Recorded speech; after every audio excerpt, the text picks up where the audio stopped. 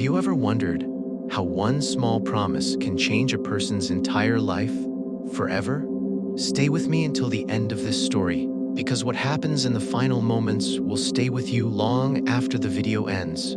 It was a cold, rainy night, the kind of rain that soaks through your bones. The streets were empty, windows were dark, the whole city had gone to sleep.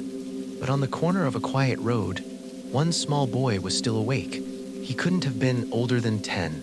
His clothes were soaked through, sticking to his thin little arms. His hair dripped with rain, and in his small, trembling hands, he held one thing, a single piece of dry bread. He wasn't crying. He wasn't asking anyone for help. He was just waiting.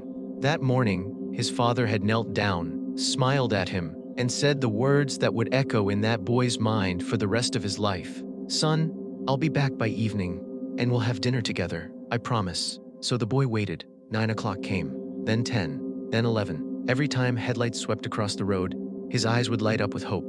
And every time, the car would pass by, and the hope would fade a little more. Midnight came. The rain grew heavier, but the boy didn't move. An old man walking home stopped when he saw the small, shivering figure sitting alone in the dark. He crouched down beside him. "Son," he asked softly, "why are you out here so late? Where is your family?" The boy looked up, and despite the cold, despite the rain, despite the hour, he smiled. "I'm waiting for my dad. He said he'd come back. My dad never breaks his promises." The old man's chest tightened. His eyes filled with tears he tried to hide, because he knew something this child didn't. Earlier that day, there had been a terrible accident at the factory across town. A collapse. Several workers had lost their lives. This boy's father was one of them. The old man opened his mouth to speak and couldn't. What words could ever be enough? So instead, he sat down next to the boy in the pouring rain and said nothing at all. A few minutes passed. Then the boy turned to him and asked a question that would break anyone's heart. "Uncle, my dad will come back, right?" The old man pulled the boy into his arms, held him tightly, and through tears he could no longer hold back, he whispered, "Yes, son, your father will keep his promise." He didn't know how true those words would one day become. Years passed.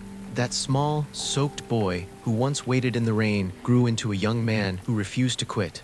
He studied by candlelight. He worked jobs most people wouldn't touch. He fell again and again and got back up every single time. And one day, he walked through the gates of a factory, not as a worker, as the new owner. It was the very same factory where his father had died all those years ago. On his first day, he gathered every employee and made an announcement that no one expected.